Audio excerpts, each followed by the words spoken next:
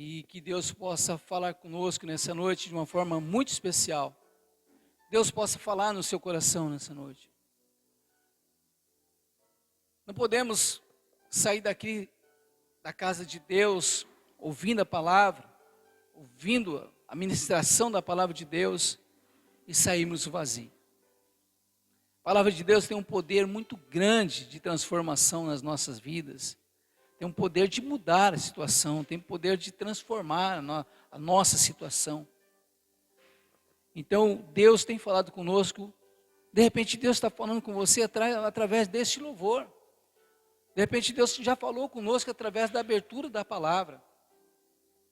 Então, por isso que esse louvor fala que o teu servo ouve, mas nós temos que esperar o tempo certo, o momento certo, para que Deus possa agir em nossas vidas.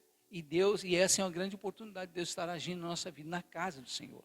Nós saímos da nossa casa, saímos do nosso lar, chegamos até aqui para ouvir a voz de Deus, para falar com Deus, para prestar o nosso culto ao Senhor. Então que Deus possa falar conosco de uma forma muito especial nessa noite, em nome de Jesus. Posso ouvir um amém? Amém, glória a Deus, assim seja, né? A palavra do Senhor diz, assim seja. Meus irmãos, eu vou ministrar aqui uma palavra hoje, que fala sobre o tempo determinado. Nós sabemos que tudo vem de Deus, tudo é de Deus, tudo é para Deus, tudo é do Senhor, inclusive o nosso tempo. Eu pergunto para os irmãos e para mim mesmo, o que nós estamos fazendo com o tempo que Deus tem nos dado? O que você tem feito com o tempo que Deus tem te dado? Tens envolvido esse tempo no quê? No trabalho, na casa, aonde? Na casa do Senhor, na obra de Deus, enfim, no que nós estamos depositando fazendo com que, usando esse tempo que Deus tem nos dado. A palavra do Senhor está lá em Eclesiastes, capítulo 3. Abra sua Bíblia lá em Eclesiastes, capítulo 3, que é uma palavra que todos nós, é difícil aquele que está aqui na igreja hoje que já não ouviu essa mensagem, essa palavra, né? Até porque vem de um sábio, né? Salomão. Eclesiastes capítulo 3, versículo 1, do versículo 1 até o 9, tá? 8, 9. Eclesiastes capítulo 3, do versículo 1 até o 9. Meus irmãos, esse tempo que Deus tem dado para mim e para você, nós temos que usar ele da melhor forma possível. Nós temos 3 tempos na nossa vida, do dia, né? Nós temos 3 tempos de 8 horas. Então, 8 horas nós temos para dormir, isso a gente não vê nada, né? 8 horas para a gente dormir, 8 horas para a gente trabalhar.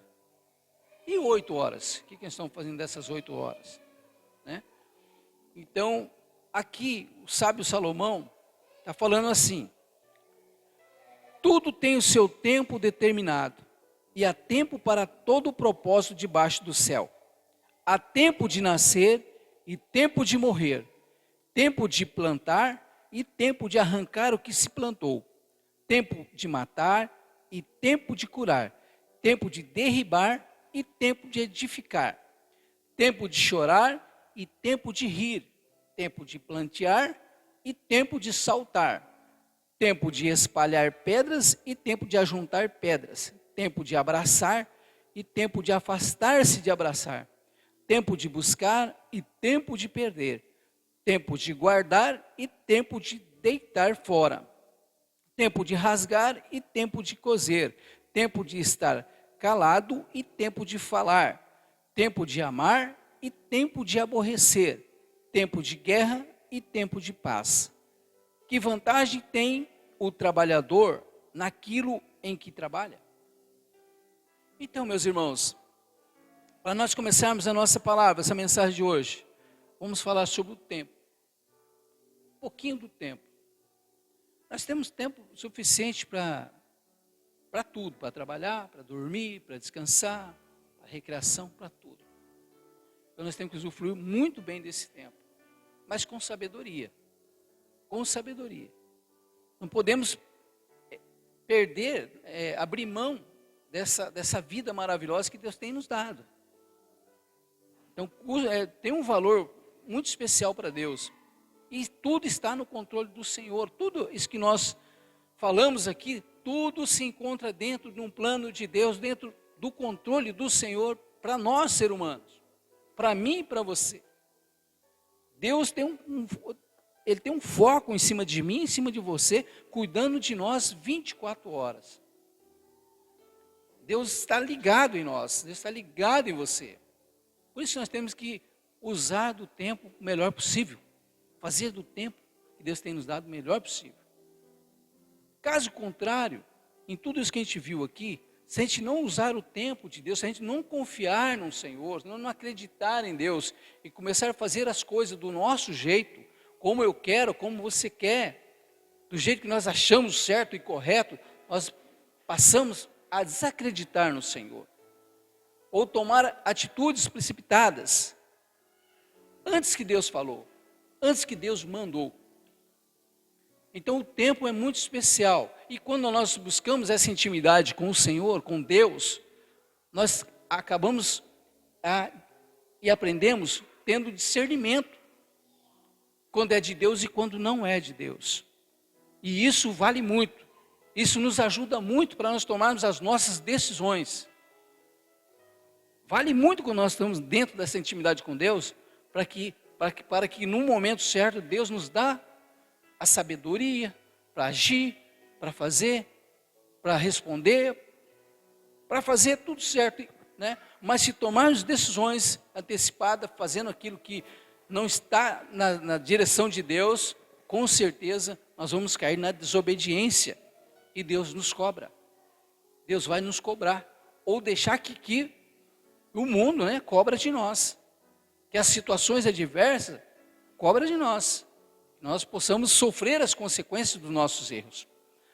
Continuando essa palavra aqui, vamos lá para o livro de 1 Samuel, para nós entendermos como é bom nós ouvir o tempo, nós usar bem do tempo, mas na obediência a Deus, esperando o tempo certo de Deus.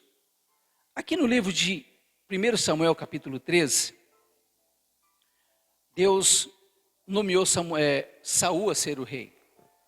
E Samuel era o homem que Deus usava para dirigir o povo de Israel. E ele que trazia mensagem para o rei Saul. E fazia um ano que ele estava no reinado, e ele começou a montar o seu exército. Começou a convocar o povo de Israel, os guerreiros de Israel. Chegava na casa lá do irmão Juan, quantos filhos você tem? Eu só tenho um, está convocado, está listado no exército. Não, mas eu só tenho ele, mas está listado. E passava-se por uma seleção, e aqueles que eram bons para ficar na guerra, ia ficar, para o exército. Estava em formação do exército. Enquanto o rei Saul estava tomando essa decisão, formando o exército, ele deixou o filho dele, Jonatas, com o povo, cuidando da sua cidade. Enquanto ele foi recrutar o exército, Jonatas tomou uma atitude precipitada. Ele convocou uns guerreiros que ficou com ele ali, o filho de Saul, né? Jonatas, filho de Saul, convocou alguns guerreiros e tomou a base dos adversários, que eles estavam ali sugando o povo, estavam escravizando o povo de Israel, entrava na cidade, eles sugavam, eles se aproveitavam das mulheres, e ele foi lá e tomou e matou toda a guarnição. Que bom que situação que estava aqui já. Obrigado, meu filho. Seu é um anjo.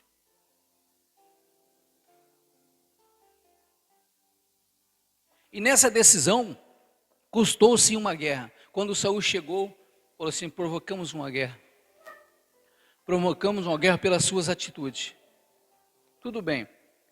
Formou o exército, os inimigos se formaram, vieram, e ele se apavorou e mandou um mensageiro na casa de Samuel: Samuel, me socorre, me ajuda. Me ajuda, porque agora o que vamos fazer? Os filisteus estão em números muito grandes, como a areia do mar, areia da praia. E agora o que eu vou fazer? Samuel mandou uma mensagem: rei, não faça nada enquanto eu não chegar. Daqui 7 dias eu chegarei, mas não faça nada. Espere, enquanto eu não chegar, não faça nada. E aí começou-se a pressão do povo de Israel. O general, o líder do exército de Israel, começou a pressionar o rei Saul. Rei, nós vamos ser massacrados, nós vamos morrer todo mundo, nosso exército já é mais fraco. Toma uma atitude, não podemos fazer nada enquanto Samuel não chegar. Vamos aguardar o profeta Samuel chegar, porque ele está trazendo a mensagem de Deus, ele vai fazer, ele vai determinar. E o rei ficou ali apavorado, preocupado. E o povo se preparando lá, e o povo de Israel começou a fugir, com medo. Começou a ir pelas montanhas, se esconder, porque o medo de morrer. Não tinha armamento suficiente, não tinha homem suficiente. E Saul começou a ficar ali preocupado com aquilo, e a pressão era muito grande, o chefe do exército ia pressionar ele: rei, temos que tomar uma atitude. Ele falou: não vamos fazer nada enquanto o profeta Samuel não chegar. Ele vai fazer o holocausto. E Saul foi tomando aquela pressão sobre ele, seus líderes: nós vamos morrer todo mundo, vamos morrer. E Saul não esperou Samuel chegar. Saul fez o holocausto. Em seguida chegou Samuel. E aí agora a gente vai ver na palavra do Senhor, confere comigo. Diz a palavra assim: 1 ano tinha estado Saul em seu reinado, e o 2º ano reinou sobre Israel. Então Saul escolheu para si 3.000 homens de Israel, e estava com Saul 2.000 em Miquimás, e na montanha de Betel, e 1.000 estava com Jonatas em Gibeá, de Benjamim. E despediu o resto do povo, cada um para a sua casa.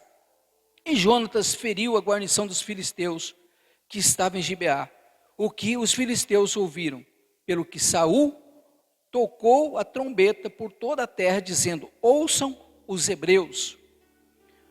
Aqui a atitude já foi tomada de Saul, a guerra já estava pronta. Aí passando lá para o versículo 10, e sucedeu que, acabando ele de oferecer o holocausto, eis que Samuel chegou, e Saul lhe saiu ao encontro para o saudar. Então disse Samuel: que fazeste? Disse Saul: porquanto via que o povo se espalhava de mim, e tu não vinha nos dias aprazados, e os filisteus já se tinham ajuntado em Miquimás, eu disse: agora descerão os filisteus sobre mim, a Gilgal, e ainda a face do Senhor não orei. E forcei-me e ofereci holocausto. Então disse Samuel a Saul: agiste neciamente, e não guardaste o mandamento que o Senhor, teu Deus, te ordenou, porque agora o Senhor teria confirmado o teu reino sobre Israel para sempre. Porém, agora não subsistirá o teu reino. Já tem buscado o Senhor para si um homem segundo o seu coração, e já lhe tem ordenado o Senhor que seja chefe sobre o seu povo, porquanto não guardaste o que o Senhor te ordenou. Meus irmãos, vê como é que o tempo é precioso, o tempo tem que ser, nós temos que cuidar com o tempo. Aqui a atitude do rei Saul custou para ele a perca do reinado. E um rei tem todo o privilégio, ele tem todo um povo aos seus pés, tem todo um povo escravizado por ele, ele pode fazer o que ele quer, o que ele quiser. E aqui, pela simples atitude de ele não esperar o tempo de Deus, dele não esperar o profeta chegar, Deus repudiou, Deus reprovou o reinado de Saul. E quando o profeta chegou, ele foi se apresentar ao profeta: mas eu estou falando na minha língua, o que você fez? Que atitude você foi tomar? Então aqui custou para Saul o seu reinado. E falou o profeta: Deus já tem preparado um homem segundo o coração de Deus para substituí-la. Então, meus irmãos, nós temos que cuidar muito. Nós temos que vigiar muito com a nossa vida, tanto a nossa vida circular, como a nossa vida espiritual, pelas atitudes que nós vamos tomar hoje, amanhã, depois da manhã, aonde nós estivermos, para nós não fazer como Saul. A pressão foi tão grande que ele se desesperou. Ele não teve condições ele, psicologicamente, de esperar o profeta chegar. E se o profeta não chegasse, enquanto o profeta não chegasse, não ia acontecer a guerra. Porque estava no controle do Senhor. Estava no controle de Deus. Mas ele ali, faltou nele o quê? Pulso, coragem, fé. E o filho dele, Jonathan, fala, vamos aguardar o profeta Samuel. Vamos esperar o profeta. E o povo, aquela pressão tão grande, o medo faz tudo, né? E muitas vezes acontece isso com a gente. O medo faz com que nós tomamos atitudes precipitadas. A ansiedade faz com que nós fazemos, não, tem que ser hoje, senão não vai dar tempo para amanhã. E às vezes acontece tudo errado, tudo ao contrário. Então Deus está falando conosco de uma forma especial, através da palavra do Senhor, para nós cuidar com o tempo que nós temos hoje, porque nós temos que nos preocupar com esse tempo agora, é com hoje. Amanhã pertence ao Senhor, pertence a Deus. Nesse tempo agora é o tempo de ouvir a mensagem de Deus, de ouvir a palavra do Senhor, de aceitar a palavra de Deus no nosso coração, confiar em Deus. Então aqui a atitude de Saul ali, uma simples atitude de ele fazer o holocausto, não era para ele. Ele tinha que esperar o profeta chegar. O profeta que tinha intimidade. Engraçado que antigamente, né, a gente vê pelos estudos aqui, que Deus não usava qualquer um, não. Deus usava o profeta, o homem de Deus. Então, nem o rei tinha autoridade, né, para tomar uma atitude assim, eu vou fazer, Então, ele tinha que ouvir o profeta. E todas as vezes que não ouviram o profeta, eles se deram mal. Como aqui. Todas as vezes que não ouviram a mensagem de Deus, eles se deram mal.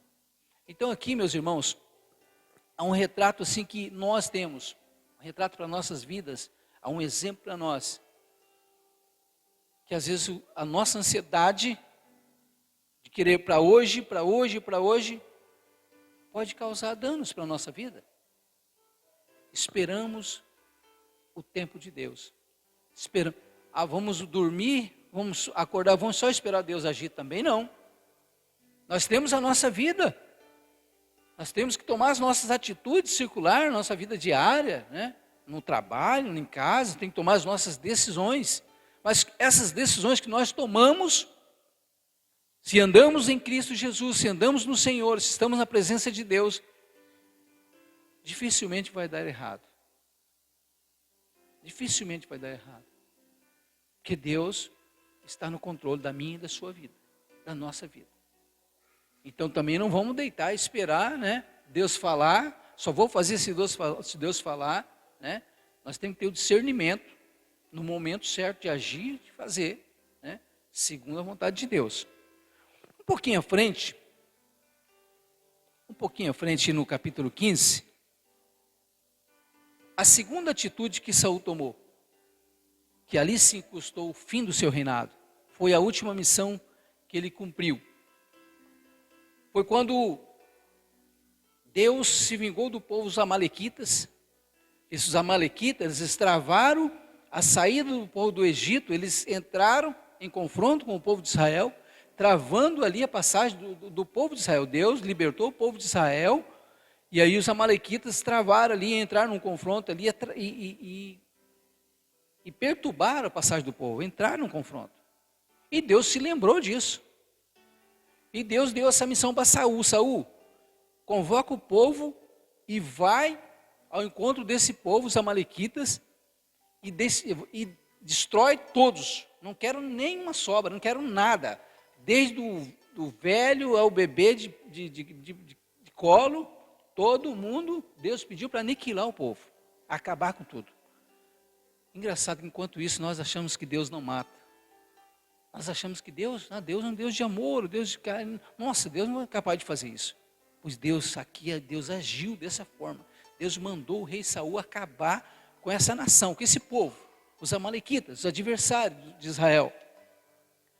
E o rei Saul pegou o seu povo e foram ao encontro desses amalequitas. E realmente destruiu todos. Mas o rei Saul não tomou o pulso da situação. Os teus servos, eles sequestraram, pegaram o rei, Amaleque, eles sequestraram, tomaram o rei vivo, e todos os bens, os utensílios, ovelhas, tudo que era de bom, eles trouxeram junto com eles, o povo. E aqui, Deus reprovou essa atitude de Saul, que não era para sobrar nada. E eles usaram disso. Vamos acabar com tudo, mas vamos levar o que é bom. Vamos pegar ouro, pegar prata. Aquele soldado que vai para a guerra e pega as joias que acha por ali, esconde e traz. Foi isso que aconteceu. Trouxeram os bens, ovelhas, vacas. E quando o rei Samuel perguntou para Saul falou, não, mas trouxemos para oferecer em holocausto ao Senhor. Trouxemos para oferecer em holocausto ao Senhor. E aqui há mais uma reprovação de Deus na vida de Saul. Aqui custou a exoneração do rei Saul. E a humilhação, que ele perdeu o seu reinado, definitivamente. Quero ler um trechinho para os irmãos, capítulo 15, a partir do verso 17. Mas não precisa abrir não, se você não quiser. Diz assim, e disse Samuel, porventura, sendo tu pequeno aos teus olhos, não foste por cabeça das tribos de Israel? E o Senhor te ungiu rei sobre Israel. E ouviu-te o Senhor a este caminho e enviou-te o Senhor a este caminho e disse, vai e destrói totalmente a estes pecadores, os amalequitas, e peleja contra eles, até que os aniquiles. Porque, pois, não deste ouvidos à voz do Senhor? Porque, pois, não deste ouvidos à voz do Senhor? Antes voaste aos despojos e fizeste o que era mal aos olhos do Senhor. Então disse Saul a Samuel, antes dei ouvidos à voz do Senhor e caminhei no caminho pelo qual o Senhor me enviou. E trouxe Agag, rei Amaleque, e os amalequitas destruí totalmente. Mas o povo tomou dos despojos ovelhas e vacas, o melhor do interdito, para oferecer ao Senhor teu Deus em Gilgal. Aí Samuel respondeu para ele. Porém Samuel disse, tem porventura o Senhor tanto prazer em holocausto e sacrifício, como em que se obedeça a palavra do Senhor? Eis que obedecer é melhor do que sacrificar, e o atender melhor é do que a gordura de carneiros. Então aqui custou a exoneração do rei Saul. Em seguida, Deus já pediu para Samuel ungir a Davi. Então, meus irmãos, a desobediência tem seu preço. Aqui não foi nem o rei Saul, foi o povo que estava com ele, foram os soldados dele, que saquearam. Mas ele não tomou atitude, ele não corrigiu o seu exército, o seu povo. Não foi ele diretamente, mas sobrou para quem? Sobrou para ele que estava no comando da missão. Sobrou para ele que estava responsável pelo exército. Deus mandou aniquilar tudo, era para acabar com tudo. Meus irmãos, pensa bem do que Deus é capaz de fazer. Deus coloca um rei, tira um rei. Coloca outro. Deus acaba com a nação. Deus tira um rei, coloca outro. Então assim, nós como servos do Senhor, como filhos de Deus, nós temos que andar certinho com Deus. Porque ao mesmo tempo que Deus coloca nós aqui pregando, daqui a pouco Deus arranca nós daqui. Deus me tira eu daqui. Às vezes por simples coisas. Deus coloca você em algum lugar, daqui a pouco Deus tira você. Porque Deus quer as suas coisas com excelência. As coisas de Deus é com excelência. É com cuidado. É zelo, né? É capricho. Então, ao mesmo tempo que Deus me colocou aqui em cima, eu estou aqui, ao mesmo tempo, de repente, eu nem aí fico mais. Como muitos que pregavam, davam testemunho, choravam, pulavam, gritavam, o teto ficava abaixo para ele, nos templos. Deus arrancou, Deus tirou. Se o rei Saul, que tinha um comando sobre todo Israel, um rei, por simples situações, por apenas não esperar o tempo de Deus, Deus reprovou. Imagina nós. Imagina o que Deus é capaz de fazer com a gente, conosco, comigo, com você. Então, meus irmãos, Deus preza muito pelas suas coisas, pelas suas joias, né? Pelo tempo que Ele tem nos dado. E às vezes nós não temos dado atenção para isso. A gente vai levando a vida de qualquer jeito. A gente vai fazendo as coisas de qualquer jeito. Ah, amanhã eu melhoro. Amanhã eu mudo. Amanhã eu faço, né? Eu vou esperar mais um pouco. O tempo é hoje. O tempo é agora. Para Deus, Ele tem o seu tempo, mas o nosso tempo não é o tempo de Deus. O meu tempo não é o tempo do Senhor. Senhor, espera eu mais um pouco. Não é assim que funciona. Não é eu que mando. Eu tenho que apenas obedecer. Fala que o teu servo ouve. Não é assim que nós cantamos agora há pouco? Então, meus irmãos, vamos zelar pelo tempo que Deus tem te dado. Pela vida que Deus tem te dado. Vamos valorizar. Vamos valorizar. Vamos valorizar a nossa família. Nossos filhos.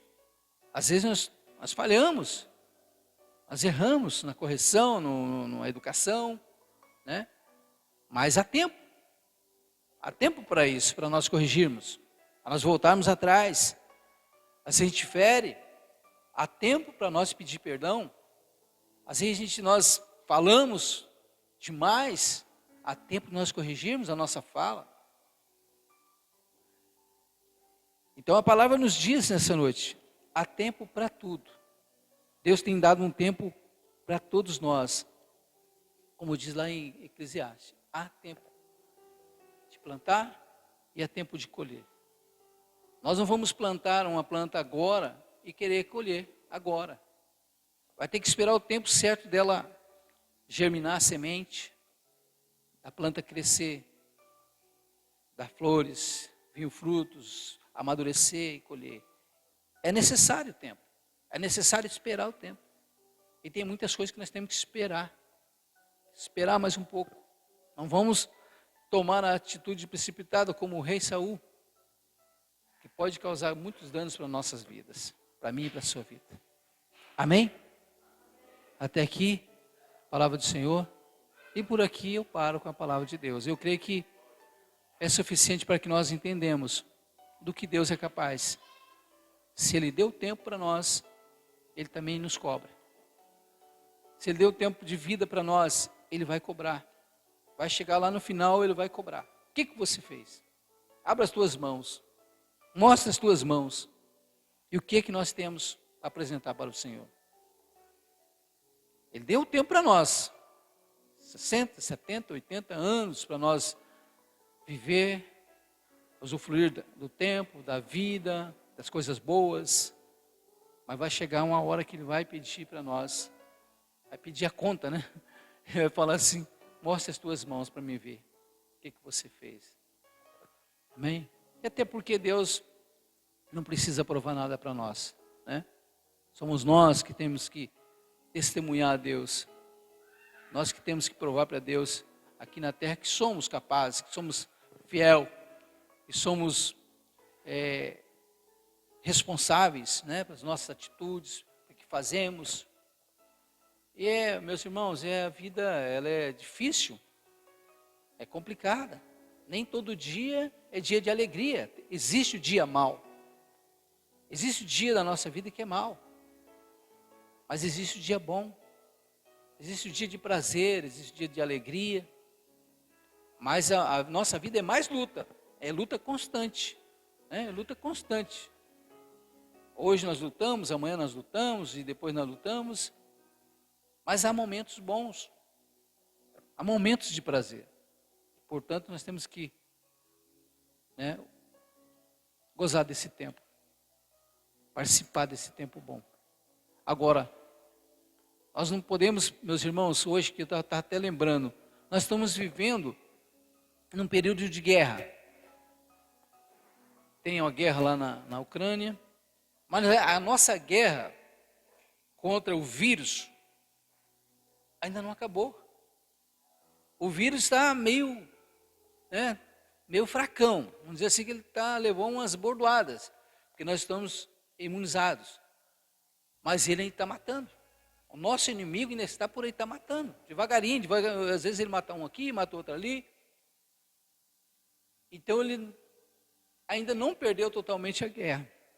E nós estamos aqui, pela honra e pela graça de Deus, nós estamos sobrevivendo. Nós já estamos vencendo, até aqui nós estamos vencendo.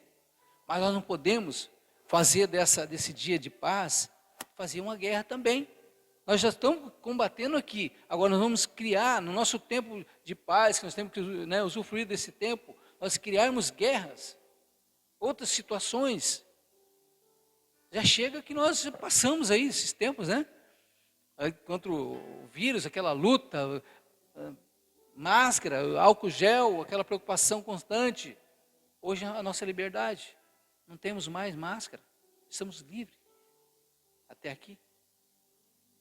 Então, quer dizer, vamos aproveitar o tempo de paz que Deus tem nos dado. Não vamos fazer do nosso tempo de paz outra guerra. Não vamos formar guerra. Amém? Assim como Jonatas, filho do rei, era para ele ficar quieto. Ele provocou-se uma guerra. Fazia 50 anos que o povo de Israel não guerreava. 50 anos. Jonas foi lá e provocou uma guerra. Era para ele ficar quieto. Então, quer dizer, vamos aproveitar do tempo de paz que temos para viver em paz. Amém? Vamos ficar de pé, vamos fazer uma oração? Aleluia.